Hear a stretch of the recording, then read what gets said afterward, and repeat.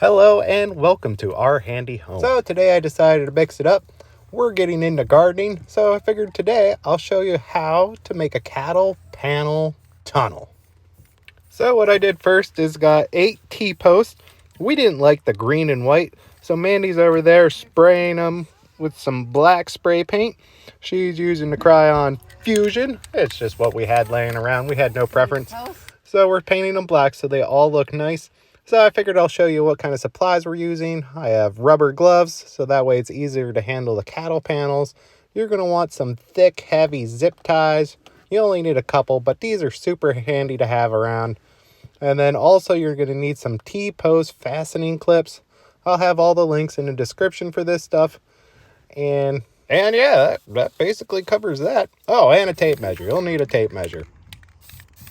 Even on YouTube, for cattle panels, we can tag Tractor Supply. Yep. Oh, yeah, Tractor Supply. So I almost forgot what we were missing. We have our T-posts, but you need the most important thing is these cattle panel. Now, these cattle panel are 50 inches wide and they're 16 feet long. So you're going to want to put your post accordingly. And also you're going to need a ground rod driver.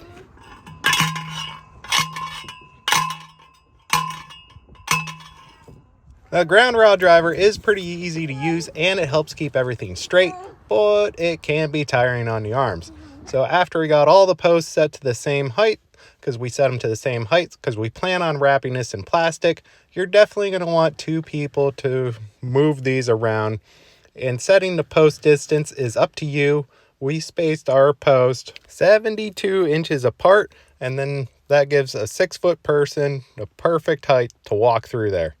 So once you get your one panel into place, you're going to want to place your edges in the middle of the T-post, and then you're going to have to play the other jungling act of getting your second one in. I wouldn't bother attaching anything yet until you get all the panels into place.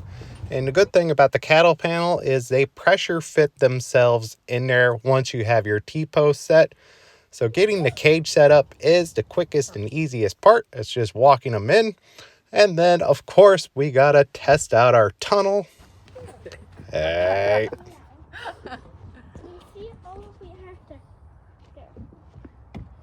For the video. People are weird. So next, Mandy's going to show you how to use the T-post clamp. So we got the smallest wrench we could because online said that's the best. Don't record me doing this. I feel so nervous. Why?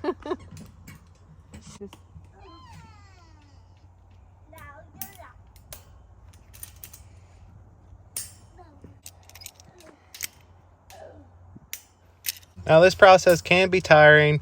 Once you get the hang of it, it's not too bad. And I also recommend having pliers to wrap the one side around. You don't have to, but we like the added step.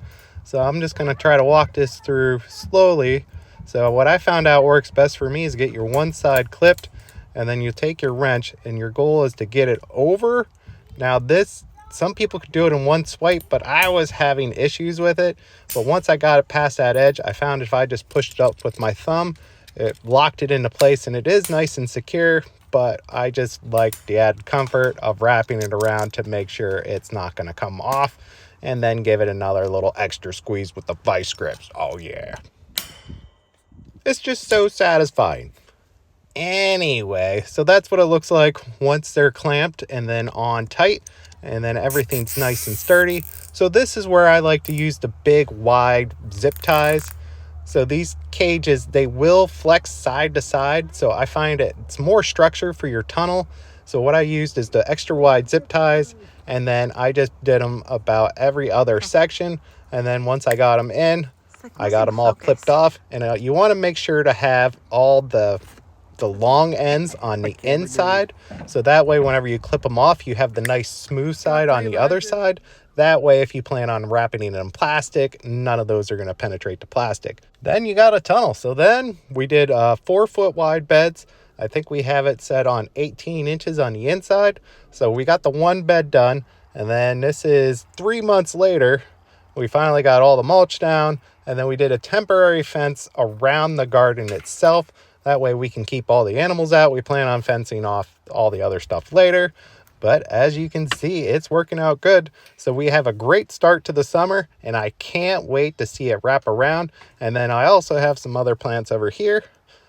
Didn't get to the box yet, but we're still working on a retaining wall at the same time. So if you guys found this video helpful, don't forget to follow us. And if you like gardening videos that we're doing in our channel, please give us a thumbs up, and then we'll start doing more.